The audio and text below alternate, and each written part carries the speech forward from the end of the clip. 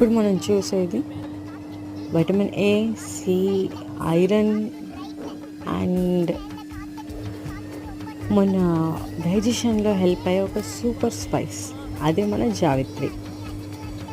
So javitri fruit అట్లా ఉంటుంది, and ఈ మధ్యలో ఉన్నది మనము బాగా తెలిసి వాడుకుని జాజి పువ్వు, అండ్ మధ్యలో ఉన్నది జాజికాయ.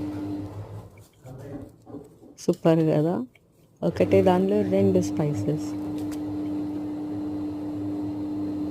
సో దీన్ని ఎలా ప్రాసెస్ చేస్తామంటే ఆ ఫ్లేవర్ అన్నది బ్రేక్ అవ్వకుండా చిన్నగా ఓపెన్ చేసుకుంటూ దాని తర్వాత నీడకి ఆరబెట్టి మనం వాడేసుకోవచ్చు. అండ్ ఆ సెంటర్లో ఉన్న ఏదైతే హార్డ్ షెల్ ఉందో దాని లోపల మనకి జాజికాయ ఉంటుంది. నైస్ కదా.